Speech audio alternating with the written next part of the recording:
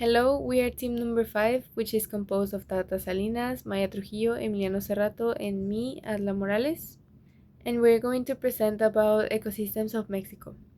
Mexico is a country that is well known for its biodiversity, and this is shown because of the richness that we have in our flora and fauna, which are factors that are achieved because of other factors that we have about our geographical location, the variety of climates that we have, and other factors that imply in having different species. And for all of this, is Mexico considered a megadiversive country? Being a megadiversive country means that we have about 5,000 different species. So now I'm going to talk about terrestrial ecosystems. First of all, we have the tropical rainforest, which is one of the most vegetated ecosystems in the country. This ecosystem is well known because of its tall and big trees, which are about 30 meters tall and are mostly found in the south of the country. Now we have the dry tropical rainforest, which is mostly composed of small trees, which are the ones who lose their leaves in dry weather. This ecosystem is mostly known because of its warm climates and that it has little rainfall. And also, like the tropical rainforest, these dry tropical rainforests are mostly found in the southern part of the country. And now the scrub. The scrubs are generally characterized because of the vegetation that is really small. This small vegetation can only go to 4 meters tall, are mostly dominated by succulents and other plants with tiny leaves or thorns. And also on these ecosystems, the rainfall is really scarce, and these ecosystems are mostly found in the north part of the country.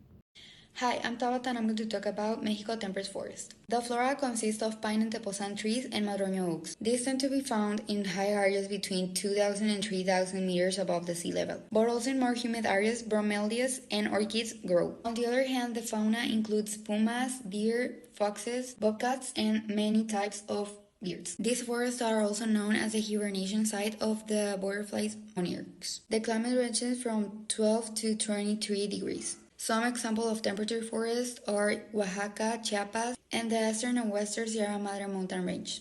Now I'm going to talk about thorny forest.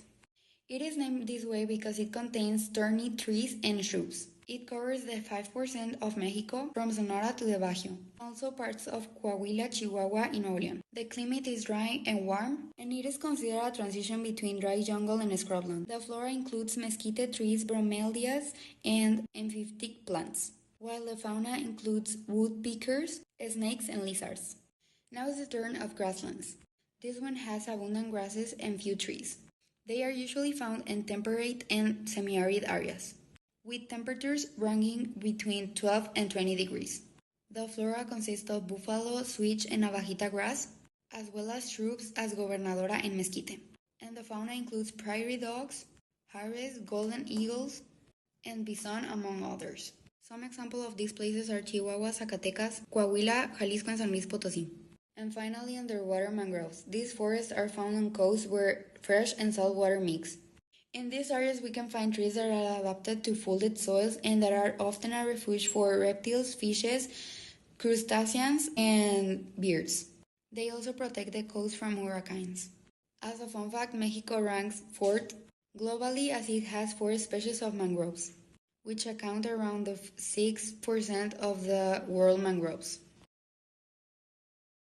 Also known as ripping ecosystems, are ecosystems where the water constantly flows in one direction. They are formed by precipitation, runoff, groundwater, and melting snow. They generally contain a great diversity of insects, fish, mammals, and in rivers and streams, the fish and the plants are adapted to this constant movement of water, including trout, sea bass, salmon, beavers, and others. They are ecosystems formed by stagnant water, such as lakes, lagoons, ditches, or ponds. They contain a variety of plants, such as algae, rooting or floated plants, and its fauna is composed by frogs, prawns, crocodiles, and crab, and also fish like tilapia. Unlike low-tech ecosystems, land-tech ecosystems take longer to dry out, allowing the living organisms that live there to survive longer. Its flora includes mangrove, coral reef, algae, and seagrass bed.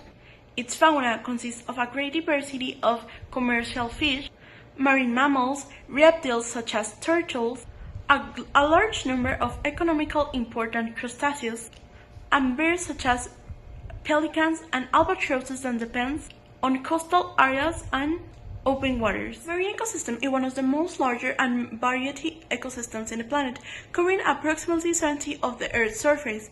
It plays a crucial role in balancing ecosystems because it regulates climates, absorbs carbon dioxide, and generates oxygen. An emergent ecosystem is defined as a system where new interactions between organisms and their environment are generate unprecedented ecological patterns. These interactions may be the result of human activity. Mexico is classified as a mega-diverse country, hosting nearly 70% of the world's recorded species, well, 10%.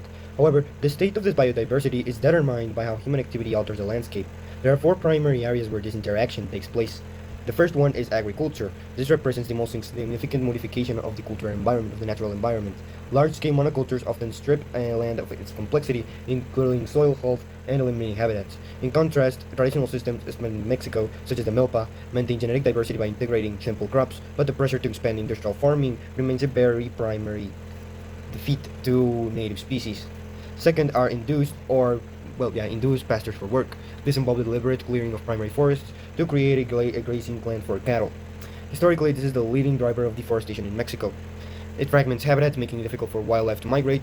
The current challenge is transitioning these areas into silvopastoral systems, where trees are retained to maintain biological corridors. Third are forest use stands. These are forests actively managed for timber extraction.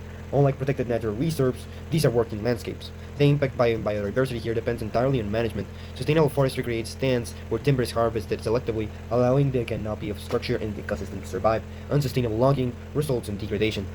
Finally, there are urban ecosystems.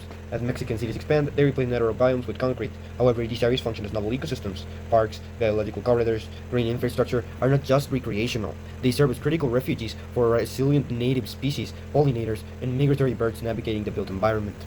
In summary, Mexico's biodiversity is not just found in untouched wilderness, it is actively shaped, for better or for worse, by how these agriculture, pastoral forestry, and urban systems are managed.